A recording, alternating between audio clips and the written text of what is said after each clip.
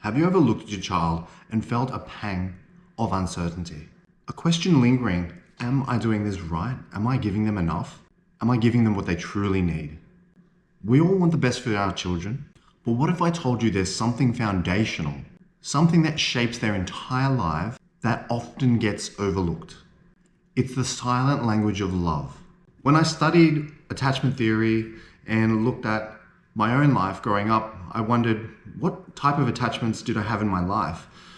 Upon reflection, I realized I did find it difficult to immerse myself in social culture, difficult to form strong, loving bonds on a platonic level with either boys or girls, friendships, and to maintain those relationships over a long time.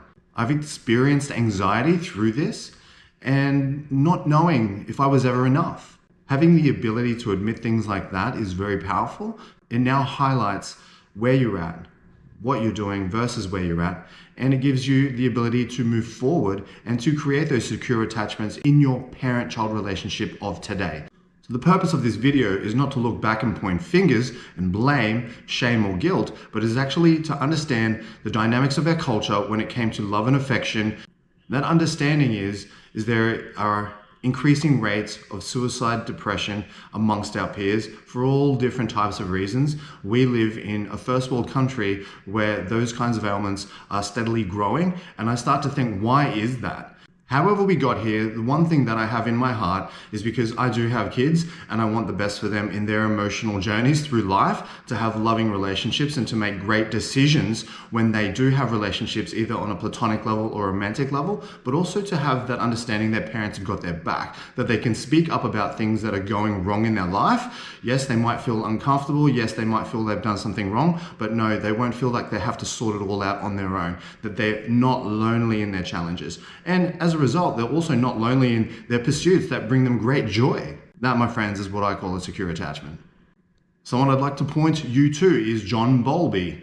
He did great work on attachment theory, often criticized, often ostracized, but yet his work remains true and continues to be a cornerstone as part of child psychology. Bowlby understood that kids have the need for connection and love, the same way that we do in adulthood. He spoke of maternal deprivation and the crippling effects of not having that secure and effective base. This is definitely something that I've experienced firsthand. I always felt a little bit of distance, didn't really understand why it needed to be that way, just that it was and that I wanted more. With my own children, I maintain steady connection. Even though I do go away for work through the day, I make sure that I'm really present when I'm here and I interact with the children. And if I've got projects like shooting a video to do, that I don't push them away so that I can do my work. I let them interrupt me. I see where they're at. I talk with them. It's not an efficient model in the sense of getting my work done, but it is super important and super empowering to see that they know they're being heard. They know they're being attended to. They know they're being cared for. And the proof to me is in the pudding. Kinds of affirmations that I might get. Daddy, I love you. Daddy, thank you. And this is not a pie in the sky kind of idea. This is the kind of thing that I've developed by being present mentally, showing care and attention through doing the things that they like to do when they like to do it, not putting my own needs ahead of theirs, although there are times when I need to set boundaries and show expectations about the things that we need to get done. This, I hope, is by leading by example, modeling the way that I would like them to learn and bring those traits into their lives as they get older. One of the absolute travesties of the modern era is the way that we have become obsessed with devices. They are things that just one person is using at any particular time. Yes, you might be connected with someone over the internet, but it's not really a connection. And as a result, they have people who do this consistently every single day are losing the ability to connect with the people right in front of them. Children are developing other challenges, learning issues, focus issues, and to me that's bullshit. We should not be doing this. They do have their place and they do have their function and they're highly powerful tools which are to be used in that manner, but not as a surrogate for your own personal thought, your own personal emotional connection with real people. Here's something that I want you guys to look out for. It's the day when they stop nagging you for your attention and they prefer to be on their devices instead. That's of real concern to me. It's not that it's nice and it's pacifying and it's keeping them occupied. That's not the goal here. The goal is to feed them information, to feed them tools, to feed them strategies for how to live well. You're not going to get that from an electronic device. You're going to get that from another human being. That being said, let's highlight how to create that emotional, secure attachment that we've been talking about. I want to highlight that there is hope despite the mistakes you might have made. I've made a shitload of mistakes, but I'm not giving up either. That's why we're here, to put our best foot forward and to try and bring out that secure attachment for your kids, to know that they've got parents that they can rely on, that they can confide in, and that will help them along their journey through life. There is a way to rewrite the story, and I'm going to tell you that right now. It starts with simple, everyday moments. It's about being present, truly present when your child needs you. Now, sometimes they don't know they need you. It could be as simple as putting the shoes back on the rack as they come home from school. They don't do it the correct way or in a tidy way, and you're there to help them through that moment of learning. It's also about responding to cries. And that doesn't just mean where they're full on bawling because they fell over and scratched their leg. It could just be any little form of resistance that says, I need your attention, I need some help. And it's not always as plain and simple English as that. You kind of have to interpret the feedback that you're getting. A lot of the time, the feedback you will get has nothing to do with what they're saying. It actually says, I'm feeling alone, I'm feeling scared, I'm feeling hopeless. Can you please help me? But it often comes at you with a sense of fear or anger even, projecting one's emotions.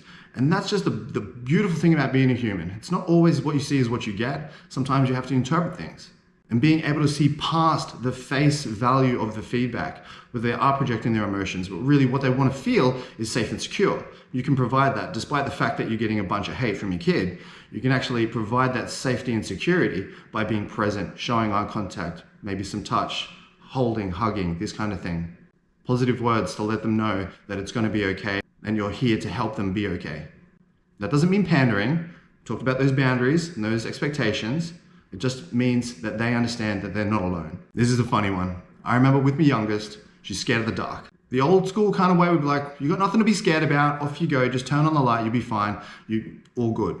It has nothing to do with the dark. It's to do with the fact that she's scared of the unknown. There could be a monster in the dark, right? So with that, I don't dismiss her. I hold her hand, I walk in the room together, I turn on the light, reinforce that there's nothing to be scared of. But the key factor is that I walk into the darkness with her. Because of this, I noticed her emotional resilience in areas like that started to elevate.